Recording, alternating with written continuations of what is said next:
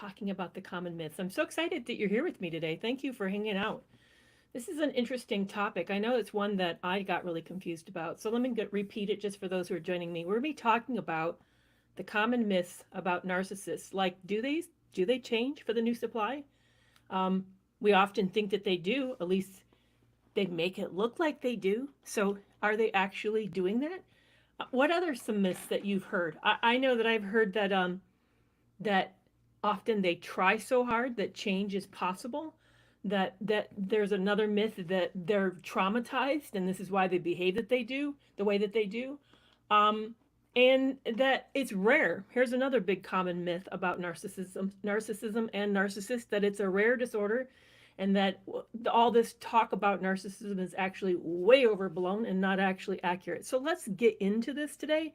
So we're going to talk about the common myths around narcissism and narcissists. And I'm going to, I just realized I don't have my glasses in front of me. Oh, you know what? I'm thankful that TikTok has a way of making the print large so I can see it. Thank you guys so much for joining me today. I'm really excited that you're going to hang out. So let's get into some of these myths that we often get told or sold, or maybe even we tell ourselves, and we can even talk about why they're so powerful. What's happening on the back end that we get very invested in these myths. I know that, it's shocking because I just had this conversation about graduate school. People are often puzzled, like, why don't psychologists know more about this? How is it possible that you could have a PhD and not be well informed?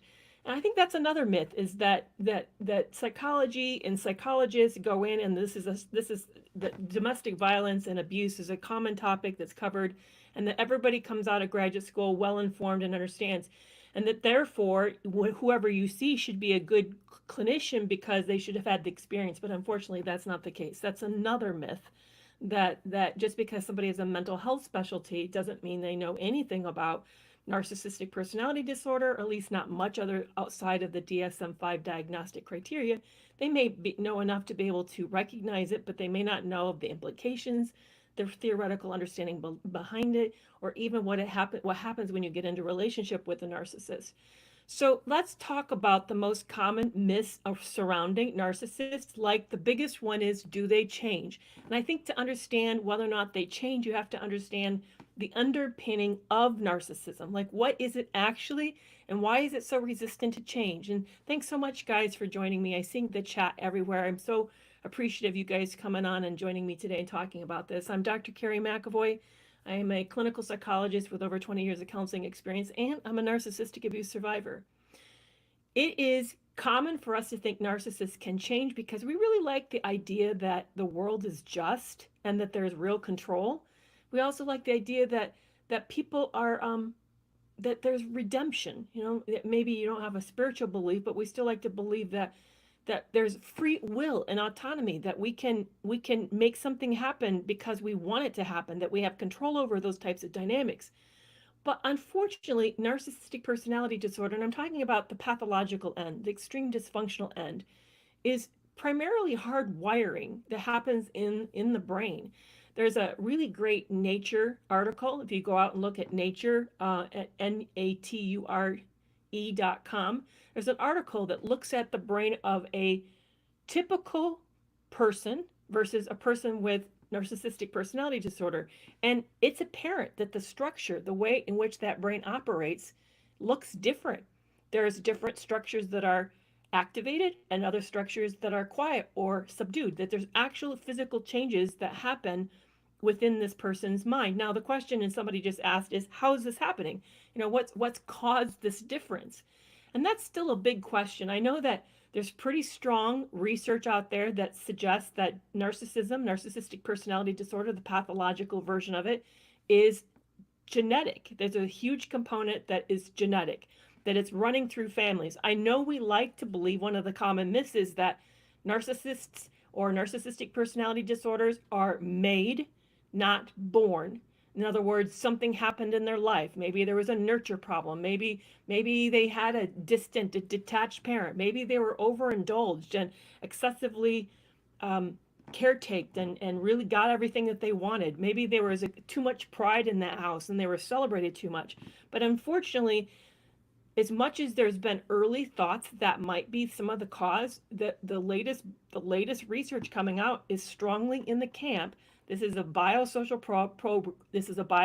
problem that primarily results initially in genetics, and that people who have these difficulties often show early signs of problems with self-reflection, having good judgment, delaying their impulses. They have problems with being empathic and knowing how to connect to other people, that you'll see these types of issues that rise really early.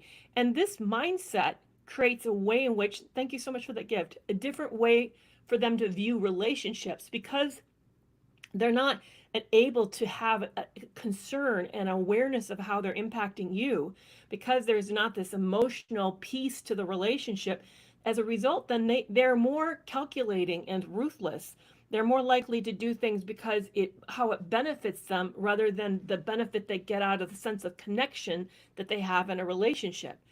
So that's a big, hard difference for us, because when you have a conscience and when you are emotionally empathic about other people, in other words, when you see a person in pain and that impacts you, trying to get into the mind of someone in which that doesn't, that they actually aren't aware or concerned, or maybe even, here's the other darker, uncomfortable piece, maybe they even get delight and pleasure out of the pain of other people.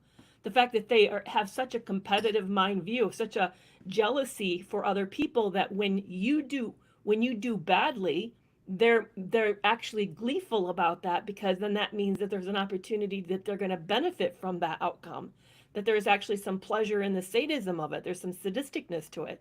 That's really uncomfortable for us to realize, that there are people who can sit in that camp and be that different from us, that they actually want those types of outcomes and would seek those types of outcomes. I know I posted a video recently about attention, the differences that toxic people have around attention.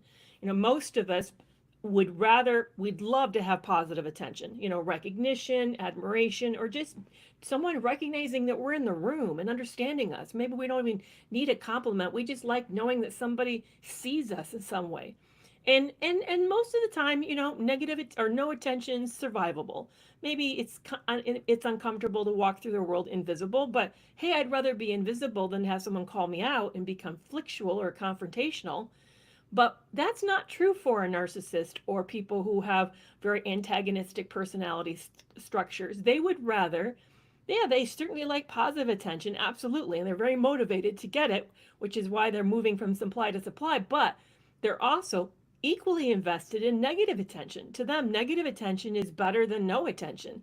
In fact, it might even be more fun than positive attention. I don't know if you have ever seen that, where you've had a partner who actually seem to be provocative, to seem to sort of enjoy stirring up trouble. And they would accuse you of the one being dramatic, but really they're the one that's constantly keeping strife, conflict, or some form of confusion going on, some form of chaos going on.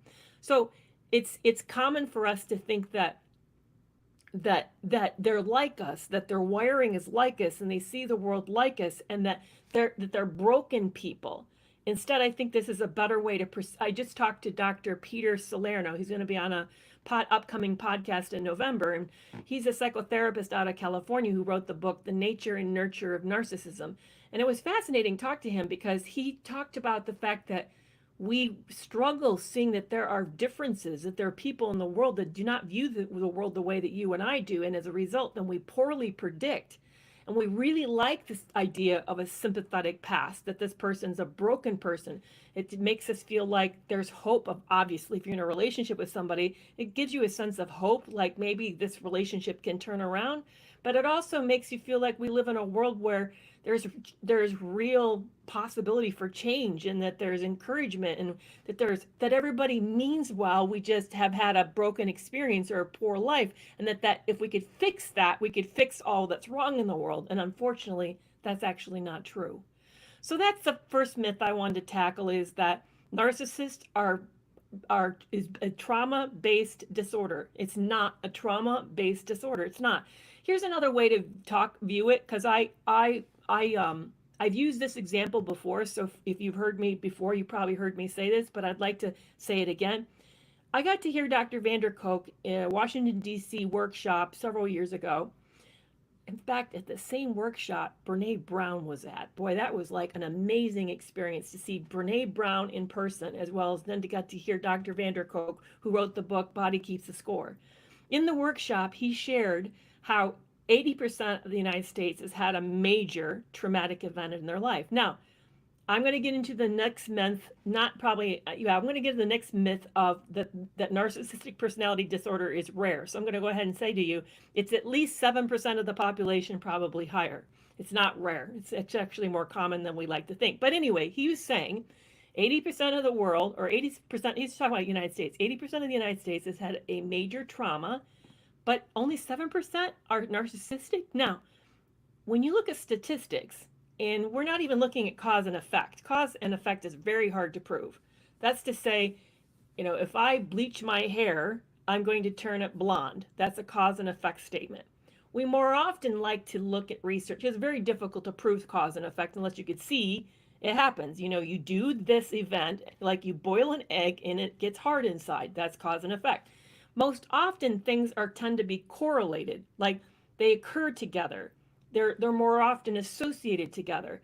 And so it's a softer way of looking at something. But think of it this way: if there's a correlation between trauma and narcissistic personality disorder, and there's 80% of the United States has experienced a major trauma, but only roughly 7% of narcissists, make that make sense.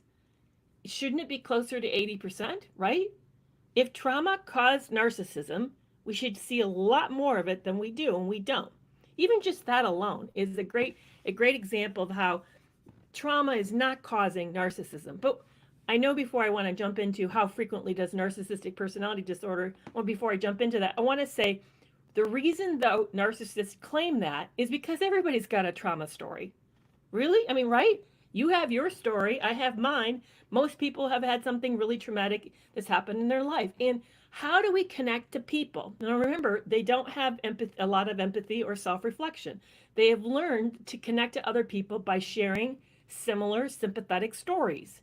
And if you're a person who's all about controlling vulnerability, sharing that story is going to be a great way for you, one, to control when the story comes out and how it comes out, but two, to control the pace of the relationship, and three, to build trust.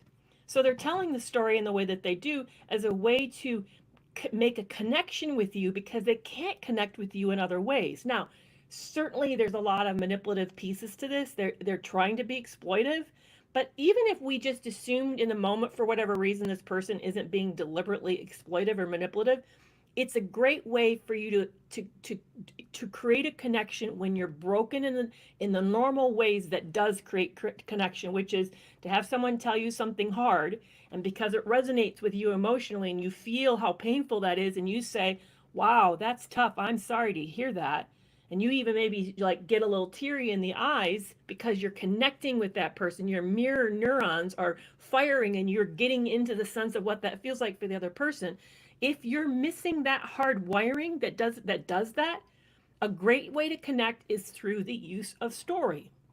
So they use the story to create a sense of, like, I'm like you, rapport, like you and I have gone through some of the similar things because they know everybody's got their sob story. So be aware that this, even if we're giving them the benefit of the doubt and assuming this is not just a manipulative ploy, it creates the illusion that they're broken because these bad things happen, when really there's personality deficits that have nothing to do with things that are really that because of bad things are happening. Hey, I just saw a notice if somebody's subscription benefits are going to be ending soon. I have updated my subscription benefits. So those of you who are on YouTube, I don't know how to do this on TikTok, but if you're on YouTube, maybe there is a way. I don't know. TikTok's a little trickier. If you're on YouTube, I have a collection of like nearly 25 exclusive interviews that are roughly 6 to 10 minutes long with people like Dr. Les Carter, Bill Eddy, Eleni Sagrado, soon Peter Salerno will be on there. I'm trying to think of who else. I think Jessica Kent might be one of the interviews. These are exclusive interviews that are not released anywhere unless you are a paid subscriber. So if you're interested in accessing these list of subscribers, like Clara, you're asking how to subscribe. There's two ways to do it. You become a subscriber on Instagram, or you become a subscriber on YouTube, and it's the higher level. It's like I think it's like the 499 level. So the higher level gives you access to this playlist, and every week I add a new interview every week. So this week interview went up, and it was around couples counseling, a little more in depth about that. I have one coming up with that in 2 weeks. I'll be an interview with Lynn Strathty. If you guys follow her on TikTok, she's the echo chamber. She's going to talk about echoism. Dr. Carter's on there talking about the mind of the narcissist. Bill Eddy's there talking about how to manage conflict in a high conflict divorce. So if you're looking for those types of support, please check out the subscription, because you get access to these interviews that no one will get access to otherwise. So I'm super excited about that. Thanks for the reminder on that. I really appreciate it. I know you didn't do that on purpose. That was just TikTok. Okay, myth number 2. So the first myth we got into is that narcissists are made because of trauma, and that's actually a myth. Instead, they're hardwired deficits that seem to be genetically present, and they seem to be born that way. So here's the myth number 2. Narcissism is rare. I'm going to, by the way, save the last one that I hinted to, which is, so if you stick around to the end, you'll hear me talk about, does narcissist ever change for supply? So we'll get into how to narcissists change later. But the next one is narcissism rare? Okay, it used to be thought that it was like roughly like 0.1, like 0.5 to 1% of the population is narcissistic. So if you saw old statistics, in fact, some people who like to be trolls will come in and tell me, oh, it's really rare. I don't know why you're talking about it. But you know what? I'm a clinician. I'm actually licensed to diagnose. So I know how the process works, and I can tell you what goes wrong and where those numbers are coming from. Okay, so let's stand back and look at the whole picture. How does the government get its numbers of mental health statistics? How does it know how many people each year are struggling with depression or have anxiety? How do they know how many of us have Alzheimer's or some other type of difficulty? Well, they're using the stats that are coming out of insurance reporting. So when you come in and see me, yeah, I do one-on-ones, by the way. It's through the VIP level of my Toxic Free Relationship Club. So if you're looking for that, it's on the Toxic Free Relationship Club page, and it's the top level. So sorry, I'm going to jump back to that. Somebody just asked, do I do one-on-ones? So this is how it happens. When you come in to see a clinician and you're using insurance, which most of us do, why would we not do it? It's very expensive. We then come in and they meet us and take a thorough diagnostic interview. And at the end of that interview, then they come up with a diagnosis and a treatment plan. And that then gets recorded to the insurance company as a code, a diagnostic code, along with the treatment code of what happened. So I then inform the insurance company that you came in for an hour-long session or 15-minute session, and that you have this diagnosis, whatever it is, depression, whatever. Anxiety, maybe it's a brief reactive psychotic break or something like that. You come in, or maybe bipolar disorder, but you come in and you get a diagnosis, and that then gets reported to the government. So they're accounting for the stats for the whole population of the United States, and I'm assuming other countries do something similar. All right, now, personality disorders is not considered a mental health condition. It's considered a personality disorder. And that's different. Personality disorders are things that are permanently a part of a person. It's a description of your personality. So when you say you have a narcissistic personality disorder, you're actually saying when it comes to how you relate to people and how you see the world, you essentially have a different way of viewing the world than the average person does. It's a disorder, not a condition. Conditions are things that you feel miserable. It's like you're sick and you know you're sick. Disorders are ways in which you operate and see the world. It's the grid you see the world. It's who you are. So we're saying you have a disorder of the personality. That doesn't always get coded because it's not reimbursable. Insurances don't pay for narcissistic personality disorder. Insurances pay for conditions, not disorders. So you coming in and say any more than insurance doesn't pay for couples counseling or for sex addiction, which is just not listed in the DSM-5. So if it's not in the DSM-5 and it's not a condition, it's usually not reimbursed. So then what's the point of diagnosing someone with NPD?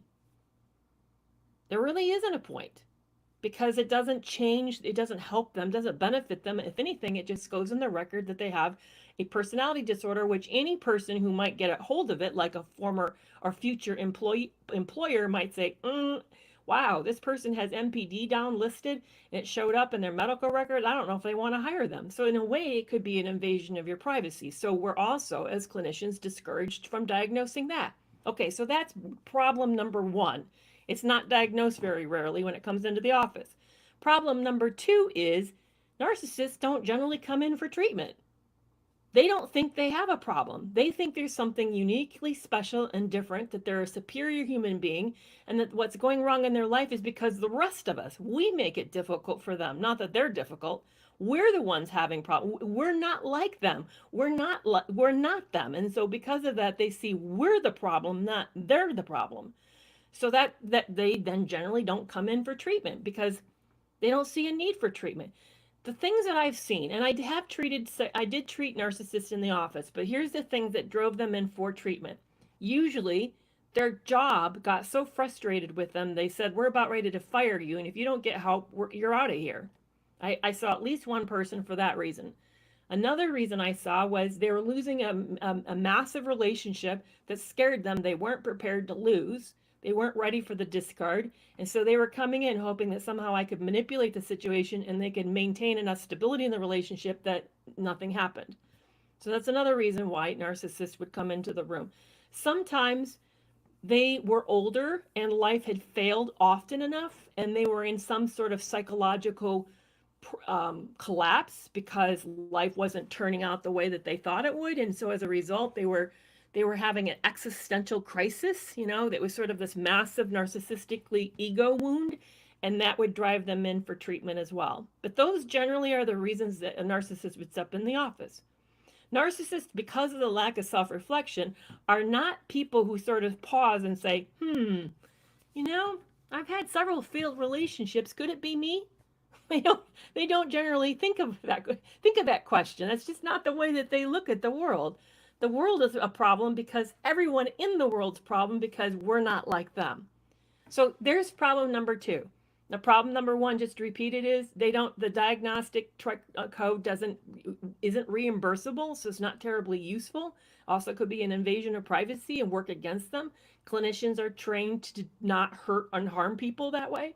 Number two is narcissists don't come into the office, and unless they're driven into the office. And then when they are, usually it's not a situation that would facilitate them being diagnosed. Like if they come in because of a family crisis or because of a marital crisis, the relationship is the client, not the person. So they're not as likely to be diagnosed with NPD. So it's not that narcissism is rare. It's that narcissistic personality disorder is rarely diagnosed. Please hear that. It's not that it's rare. It's that it's rarely diagnosed. Now, the question is how often, what is the real occurrence? I have no idea. I know it's much higher than we think it is. And the more I meet people and talk to them, the more I see traits of it that I think a lot of us are not very well. So, but I don't know, is it closer to 10%? Is it closer to 20%? I'm not exactly for sure, but it's certainly not. It's not low. It's not less than 10%. I think it's much more over 10%. So that's myth number two.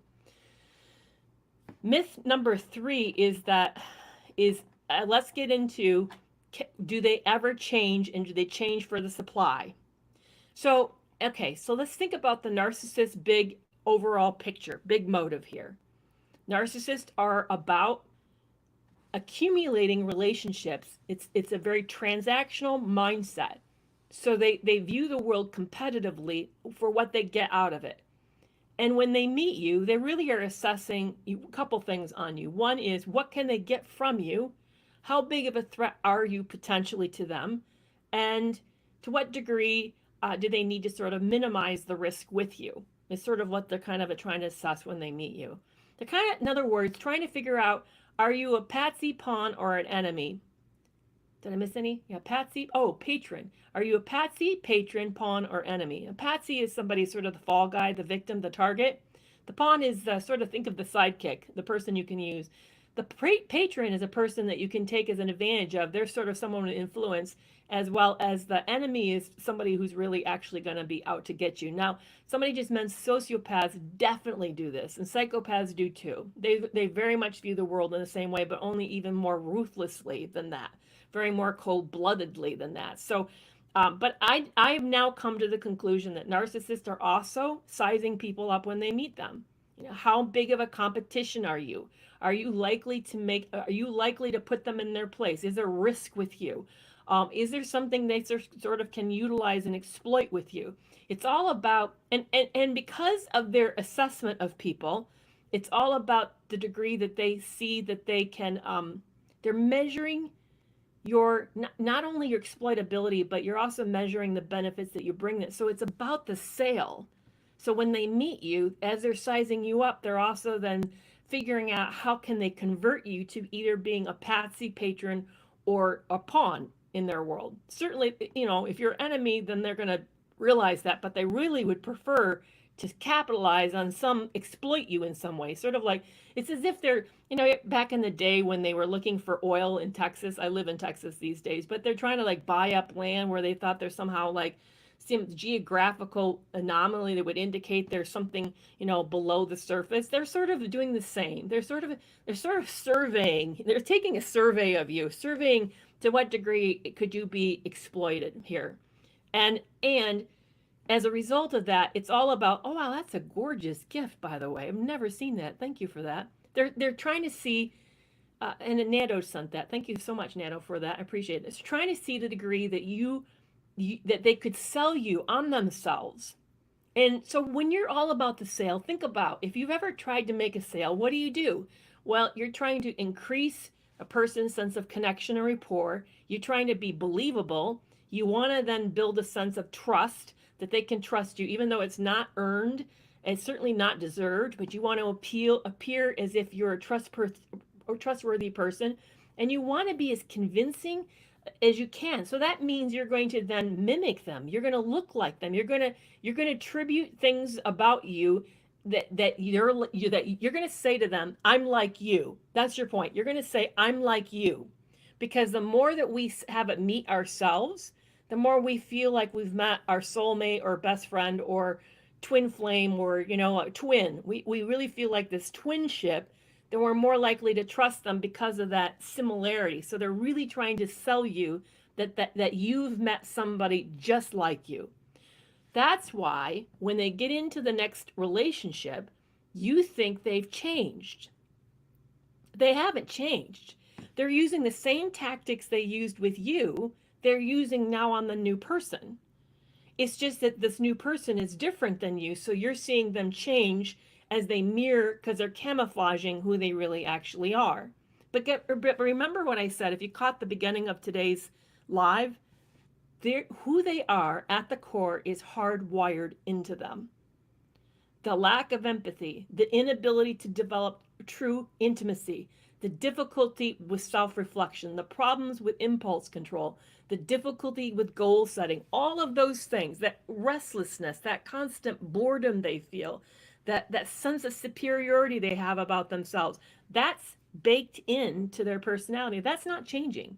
What's changing is how they play out the interactions with another person. So when we have been discarded, especially when we've been the one that's been discarded, and we're really wounded and hurt, we weren't ready for the relationship to be over, even though we knew it was bad and there was a lot going wrong, we weren't ready for it to end the way that it ended. We then see them, one, move on quickly, because here's the thing, they don't attach.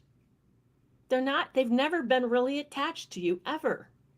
They've liked your benefits they got from you, whether it was money or convenience or the stability or whatever. They liked the fact that the way you stabilized them and what you brought to the table, but they've never like felt this deep connection with you, this attachment with you. They felt ownership. You were a possession, for sure, just the same way that you own a car. But you know what do we do with the car when we first sign a trouble? We either sell it or we put it in the warehouse. Or even if we have a car that we really love that's special, we'll cover that car up and we'll come out and like brush that car off periodically, maybe and take a drive for the round for the block. But we don't we it's not our only car in our life. We have other cars because we were setting that car aside. So there's a degree of which they're just not in like committed to you, loyal to you, connected to you. All of these feelings that we have when we build a strong connection, a strong attachment with somebody, they don't attach like that. So what happens then when we get discarded, they shed their persona that they developed with you. Whatever it was, they shed it. And then they build a new persona for the new person. So whatever you two were into that made you feel like, oh, we're simpatico and this person really gets me, and I've never met somebody that person and I share so much similar, whatever that was, they just like skin, like a snake sheds the skin, they shed that and they pick up the new one. So it looks like they've changed because they're behaving differently. And you see, because they don't have that strong attachment, that they only have a shallow attachment, it looks like they've connected powerfully with somebody new and as if your connection with them was never anything significant. But they're not connecting significantly with anyone ever. So what you're seeing is that camouflage that they're building with someone new. And it makes you feel like then what you had wasn't real. And that makes you feel like what you're seeing with them is something new and different because it's the new camouflage you're seeing. I hope that helps. It is so painful. This part is so painful. I'm feeling emotional because I know so many of you really hurt around this. You feel deeply betrayed. And I'll tell you what mine did was when my ex discarded me, he made sure that their engagement photos taken on a beach near where he and I lived were posted before we were divorced. He had been seeing this woman throughout the entire relationship that we had. So she preceded me, and then he got married to me, and they continued this like affair. She was his mistress, and they made sure that I knew that they were together and were engaged before our divorce papers were even final. So I know this hurts because I've personally experienced it. Now I have the benefit because of my education and because of my ability to sort of really do a deep analysis of him to know that she's not getting a better guy. There's no good guy out. That guy never exists. Whoever she thinks she's getting, she's not getting any more than who I thought I was getting. I wasn't getting either. So I knew that. So it really helped to make it feel not quite so painful. But when you don't know that, you don't have the benefit of the education or the benefit of really understanding personality theory. And even when you do, this feels so hard. It feels so painful. So I want you to know that your your person, whoever this person is, didn't change for the new person. They didn't. They're just faking them out in a new way. They're just doing the same thing that they did with you. And that who they really are is you never really got to spend a lot of time with that person, nor would you want to, because as things started to fall apart and you saw more and more of that person, that's who they actually are. Here's the difference. I thought I met an upstanding Christian man who was a professional and an involved parent. I thought he told me he was into classical music. He sent me Bible verses. He even told me at one point he was a pastor of a little Hispanic church in the United States. As I started to see his real persona, this is a person who no motivation, can't even stick to an exercise plan, can't certainly stick to a diet if he wanted to, can't even really show up and do work, whatever he thought he was supposed to do. He needed to kind of be handheld for that. He was all about the show. What he did in his free time was he listened to techno music and he loved YouTube videos on either gold diggers or scams or watching airplanes go down. The last like black box taping of the airplane going down. That's who he was. That's not anything of and this guy probably didn't like church. I don't think he cracked the Bible much. I didn't meet who I was sold on didn't exist. Now, who is he for her? I have no idea, nor do I really care, because that's not who he is. He's just faking her out, just like he faked me out. So that's something to really hold on to when you are going through this and you think to yourself that it's about you. You're really tapping into your insecurities, your own, and they're good at that. They know where they are. That's why mine makes sure he posted the engagement pictures. He wanted sort of like just to really poke at me hard and let me know that I was never anything. I was never anybody to him. They're very good at knowing where your woundedness is, your vulnerability is, and they're very good at poking at that spot. And they love to make us feel insignificant. Insignificant. And again, because I said earlier, there's often a piece of sadism with this group, especially if they're more psychopathic on top of it. They like to poke at that. They like to see you hurt because they don't mind negative attention, as I mentioned. They really truly don't mind it. So those are the things to kind of be aware of. So I'm going to stop today and give us more time to talk. Instead of usually I often lecture right up to the top of the hour and don't give you guys any chance to take questions. I know that there's a lot of people in here, but I'd love to take your questions. One thing that helps me on TikTok, not on YouTube, but on TikTok, is if you have something specific for me, would you put a thumbs up in front of it so that I know you're addressing a question to me, not just talking to each other or throwing comments out in general. But I'm watching the feeds now, so I can take the questions. So, what myth or what challenge would you like to ask me about what you're experiencing that maybe you wonder, is this true for everybody? Is this something fluky? Maybe this is something you don't understand correctly, but let's talk about the ways in which you're struggling with a narcissistic relationship. I got great energy. Thank you for that. I appreciate it. I do love doing this. Educating to me is so much fun. I get a lot of joy out of it. Partly because for me it's a way for me to turn something bad that happened to me into something good that's helpful to everybody. I like the fact that we all benefit by I really think knowledge is a huge critical piece to taking your life in control back. Is it kind of weird my ex wants to be married and have a child? We've only known each other for a month. Yeah, I would say that that's really fast. And express my concern is that this person is looking for a commitment, safety, so that they know they have greater control. So I would, anytime somebody's rushing a relationship, rushing intimacy, rushing commitment, rushing to the next step, I'm not always saying they're narcissistic. Please hear me on that. But I do think it's an indication there's insecurity or they're unhealed. You know, for me, for example, I was rushing right after I lost my late husband, Brad. And for me, it was pain. I was trying to like get the life I had lost back. But narcissistic people certainly do rush relationships just because it gives them increased control. All right, a lot of comments are coming in. Oh, you guys are great. Thank you for listening. All right, rumination. So I want to take a question over here on YouTube. My adult daughter is discarded us 3 years ago.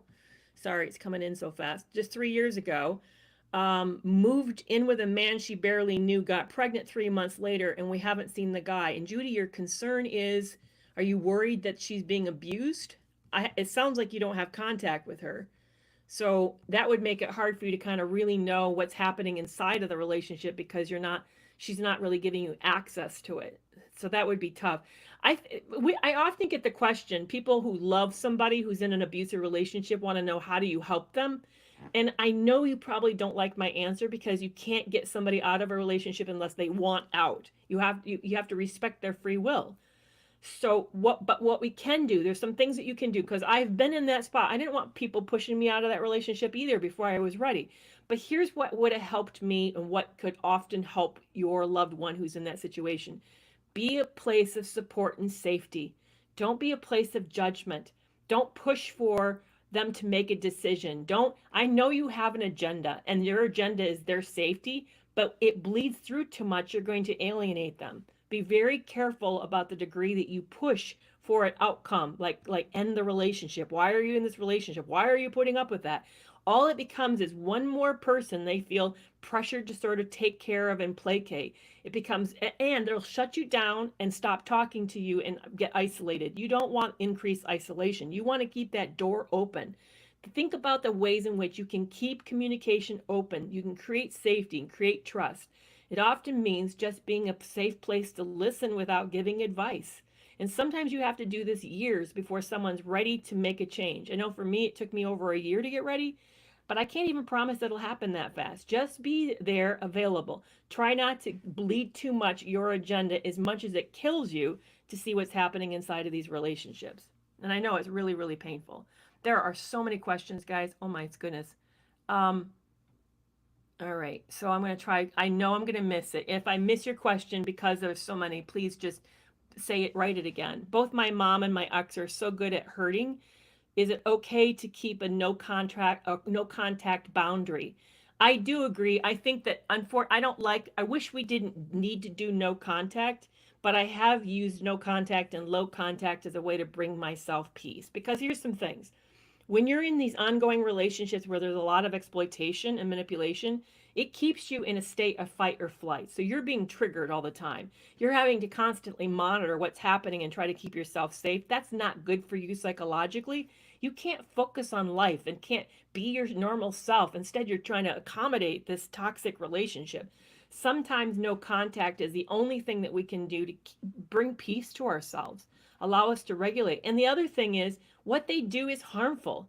That criticism and belittlement, the invalidation and minimization, all of that does harm to us psychologically. We also need people who build us up and make us feel free to be ourselves. So sometimes no contact is the only way that you can get that kind of safety. So as much as I know it's painful to lose family like that, I love the saying I read years ago that friends are the family we choose. Sometimes we have to rebuild our family. So Rebs says on YouTube, I struggle with rumination for over a year after 33 marriage to someone that I believe has NPD, and I don't know how to get past it. I would love some tips. I've seen rumination come up several times on this feed, but on several places in the feed. Okay, so rumination is sort of almost like an obsessive process that happens in the mind, and it's a constant reviewing. Sometimes the reviewing of good things, but also often it's a reviewing of the bad things. It's part of the way in which the mind believes it can solve it by thinking about it. Here's the thing, it can't. Have you noticed that the more you ruminate, the worse you feel? So in other words, the rumination is actually activating more symptoms of distress. So it's not working. Because if it solved it, you would think about the issue, and then you would come up with a solution, and then it would go away. It would be solved. Like if you're thinking about what am I going to do for dinner tonight, you think of the fact that you don't have a plan, you think about what's in the house, you come up with a reasonable idea what you're going to make for the meal, and then you do it. That's how normally it works. Rumination isn't like that. It's actually an anxiety process. So here's the technique to use to do it. I'm going to tell you a technique that I usually charge money for this, but it works. It works because I have OCD. So I battle with it myself. So I don't have rumination so much about my toxic ex, but I tend to just ruminate because that's who I am. Here's how to do it. I want you to get really good at identifying the rumination. It's tricky in the beginning.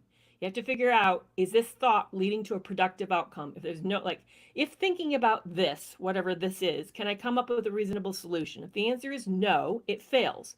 That tells you that this is not productive thinking. That's the first thing. You got to get really good at identifying it, because often we justify why thinking about these things makes sense. Oh, well, maybe this time I'm going to come up with, what I should do next, or maybe I'm going to figure out whatever. But we kind of excuse our rumination and we create space for it, and we fail to see the fact that rumination is making us sick. So ask yourself that test question. The test question again is, if by thinking about whatever the topic is, can I come up with a reasonable solution? If you can't come up with a clear-cut solution, like it's sort of like, well, maybe, I don't know, that fails. That's a fail. It has to be clear. What's for dinner? Oh, I have eggs and cheese and, whatever, and I can make omelets tonight. See what I'm saying? It's an easy solution. So if you can't come up with an easy solution, it fails. All right, so what do you do when you have a thought that fails? You have to distract. Now, distraction is hard. It takes concentration and focus. Attention and concentration. Most things don't require attention and concentration. You can be on the phone and have half listening to something else happening in the background. That fails concentration and attention. So find a list of activities that require it. Here's one that always works. Math. I know it's not fun, but if you do your like multiplications above 10 or do subtractions from a high number that's kind of hard, like subtract 7 by 5,000, something that makes you have to think.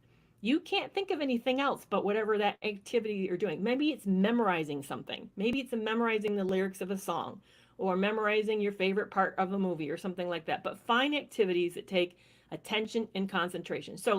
And the final piece is you need to add deep breathing. So here's what you do when you ruminate. You catch your ruminating, you test the thought, and it fails. I want you to take 10 nice, deep, slow breaths. If I'd like you to learn how to do diaphragmatic breathing, you can go, search for it on the internet, and there's great videos on how to do it. Take 10 nice, deep breaths, and then I want you to distract using your list of activities that you've come up with that require both concentration and attention. If you do that every single time, you'll stop ruminating. Like I said, struggle with OCD pretty significantly. I've had panic attacks in my past. If I'm bent towards a condition, it's anxiety. I have a lot of underlying anxiety. But I probably don't come across anxious to you, and that's because this is effective. It's very effective. So there you go. There's something that I would have charged a lot of money for you to come into the office to learn. But do this technique religiously and you will find it sets you free. It really does. So what do you do to distract? What do I do, Emily? I do, distracts me often math. I'll do math just because I like math. You can do your multiplication. Like say you pick a number like 1,000. Figure out all the multipliers to 1,000. I know it's not fun, but it works. Sometimes there's certain people I can talk to that's very distracting. Not everybody. Some people ask me questions that make me think of the problem, but the list is going to be different for you than it would be for me. So you're going to have to really work on your list. So Leslie asked, and so good to see you, Leslie. I love seeing you here. By the way, Leslie, I'm going to get to see you shortly in Strong and Unstoppable. I'm super excited about that. So if you guys don't know, we have a few spots left for an upcoming retreat in Orlando, Florida. It's October 3rd through the 6th for women. So if you are trying to heal from a narcissistically abusive relationship, you're out, but you feel like you're not quite confident like you'd like to. You feel like there's this way in which you're sort of approaching relationships kind of hesitantly, or maybe you're withdrawn, or maybe you're a little fearful. This is going to be an incredible weekend. It's going to include, if I can say that correctly, an equine therapeutic experience with horses. You're not riding a horse, but you're going to be working with a horse and a group of people. It's only for a small group of women. And like I said, there's just a couple spots. So if you'd like to go, I'd love to have you come. But anyway, Leslie's going to be there and I can't wait. So why do we struggle so hard to believe that they are a horrible person? Like you're saying, we don't believe they're a horrible person. I think we're socialized to think that everybody is redeemable. I think it's an ontological question that we all have to kind of ask ourselves and solve. And one of them is, what's the basic nature of humans? And a lot of us would say we're good people that have gone wrong, but if we get enough breaks and helps, that maybe we could become a better person. So I think that's how, back to the idea that we like a just world. It's hard to realize that we don't live in a fair, just world, that bad things do happen that are just wrong or inappropriate or out of our control. We don't like that reality. So I think that's why we struggle so hard against this acceptance that there really are dark or evil people in the world. Is it common for NEX to turn kids against you, to tell them lies about you, that you're jealous or hate them? Is it common for the X to do that? The narcissistic X? That's an interesting, I've never heard NEX. Okay. Is it common? I think narcissists are willing to do whatever it takes to have things go their way. And that may mean smearing you in the process. And by the way, do you know when the smear campaign actually starts? It doesn't start at the end like you'd think. It started when they met you. They already started a story about who you are, what your insecurities are, what your difficulties are. They've created a narrative about how they're justifying you and how they treat you. So Yeah, it's not unusual. I wouldn't say parental alienation like that happens all the time, but I would say I tend to see kind of two groups of exes, narcissistic exes. There's the group who's over involved, who's going to like do a lot of like warping of who you are and how it's your fault for keeping the kids away. And then there is the group that just abandons. They just abandon their kids and they disappear on them and they're hardly ever around. And then they claim it's your fault that they had to leave because you made it too hard. So I tend to sort of see those two groups. Is it normal to feel emotionally numb and stuck? I just don't want to stay, but I don't also want to leave. Yeah, that's very common, Dr. Libby, that people end up feeling like it's part of the coping mechanism. When you are in a chronic state or fight or flight for so long, you end up just numbing yourself as a way to sort of survive it. It's better to sort of dissociate because here's the thing, the minute you sort of be present in that relationship, then it creates all sorts of conflict and drama. They're angry with you. They don't like the way that you're shaping things. They don't want you there and involved like that. They want to control what happens in the day, what happens in the home, how you keep the home, what's happening with the kids, all of that. They're controlling so much of that when you show up, it ends up you're coming butt heads and loggerheads, or they blame you whenever it goes wrong. It's because you got involved. So it just gets better to opt out, emotionally just check out.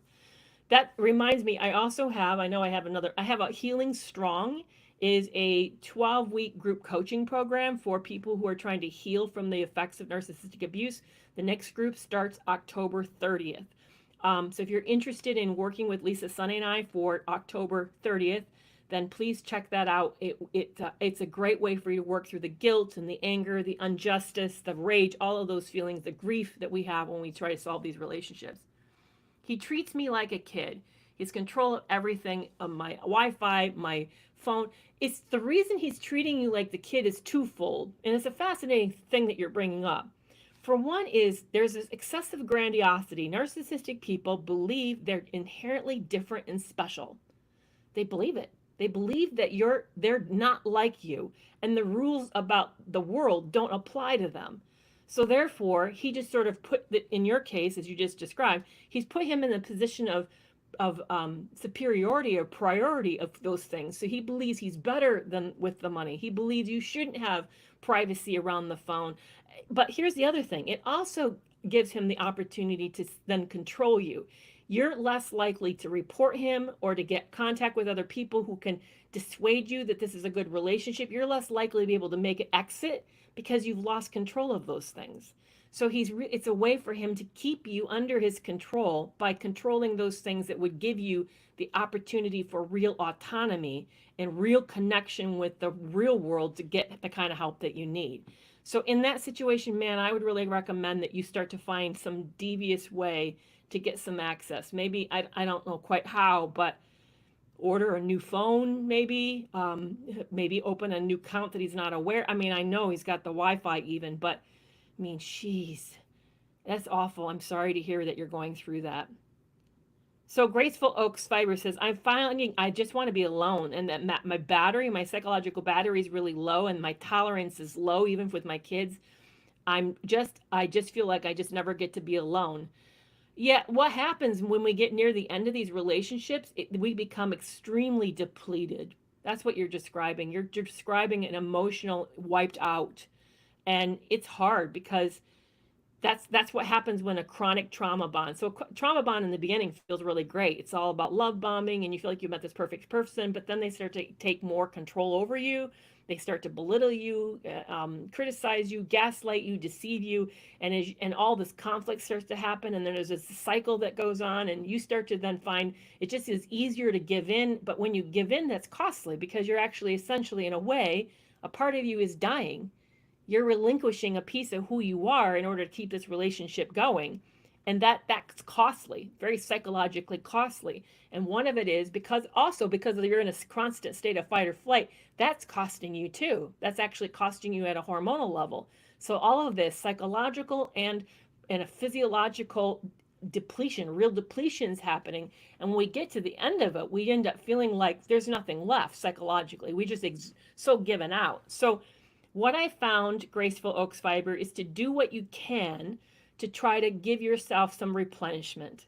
Like, try to carve out a few minutes a day for yourself. I used to put the kids, and this is back when I was in a decent relationship, but I'd put the kids to bed early and say it's my bedtime because I needed time out. I used to even gave them after, like, they'd have to be an hour in their room because I just needed the space. I would say it's mommy's time out, not their time out, but I needed time out from being mom. I found just like finding ways to sort of build these things into my life really helped me replenish my depletion. But it takes time. You're going to have to really be patient with yourself because it doesn't get fixed quickly. It takes months and months to fix this, sometimes even years, I hate to tell you. All right. I know there was lots of questions that came in, and I was way back to the beginning, and we've got about 5 minutes left today. So I'm going to see what. Oh, so somebody was just saying, hey, rumination is a subconscious attempt to relive an emotional state. Yeah, I agree with you. I think that when we're in these trauma bonds, the initial phase felt so good that we sometimes like to recapture it. And so rumination sometimes is an effort to sort of replay. I would call that euphoric recall. So it's not always a bad thing. Sometimes it's not always a painful thing. Sometimes it's a sweet thing, but it increases your confusion. So be careful about that. It makes you then end up minimizing the significance and painfulness of the intensity that you had. So really be careful about that. It can lead you astray and make you think things weren't that bad when they really were that bad. Shallow, thank you so much for being a new subscriber. I really appreciate that. Yeah, for those of who may have missed it on YouTube, when you become a higher level subscriber, and it's not that much, I think it's still under definitely under $10. I think it's close to $5.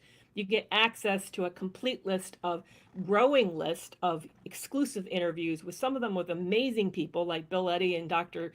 Les Carter. I also have Dr. Salerno on it. It includes, I think also like Jessica Kent is one of the interviews, but so you get access to a growing list of exclusive private interviews that I don't release anywhere else. So that's a benefit of being a subscriber. You get that on Instagram as well as you also get it on YouTube. Okay, one last question. Anybody want to throw one more last question at me today before we wrap it up? Next week, I want to say I won't be going live next week. Next week, I'm moving. I'm actually moving into a house. I never dreamed this would be possible. I live in Austin, which is super expensive, but housing prices started to fall. And through just a kind of a different sort of set of coincidences that happened, not only could I find it, oh, I can get emotional even telling you this. I've not only found a house that I can afford with my son, but the house was built. Get this part, guys. This is amazing. The house was built 2 years from the house that Brad and I built together. And it has some of the same features, like the same front window, the same stair railing, the same chandelier that the house that I had with Brad. So I get to move in next week, and I'm super excited about it. And it feels like to me a love note from God that I'm getting to reclaim something that had really special feelings for me because we built it together, custom built it. That's the point. We custom built that house that was not a package house. And then to find this house like this, in 3,000 miles away, I am so stunned. So that I will be caught up next week with moving. And so I won't be here on Tuesday. I will be unpacking so I can be back here on the following week. So yeah, I feel it is a blessing, you guys. It is a huge blessing. You know, you end up when you get to the end of these relationships, you feel like they've taken so much from you. You know, like your home and your money and your life, your health, your youth, and maybe your kids. You feel like you lose so much and you end up thinking, will you get any of it ever back? Or do you just have to make peace with all these massive losses? And so there's a lot of losses I'm living with. Absolutely. I know there's a lot of losses you guys are living with, but sometimes God or the universe or life, you know, has mercy and patience and blesses you again. So I hope that's true for all of you too, that you see those things for you as well. So anyway, I'm super excited about next week, but I won't be here, but I'm thinking of you and I definitely will be back. So you guys, I'm going to wrap it up. I'm going to jump over to join my club. Please know I've got a lot of cool things you can take a part of and be a part of and get to meet me. But I'm super excited. I'll be back with you in the following week. You guys really, really take care. And I know I have something big to announce that I can announce the following week. I can't announce it till then, but I have something I'm super excited about that I'll get to share with you all. So I'll see you guys then. Take care. Bye bye.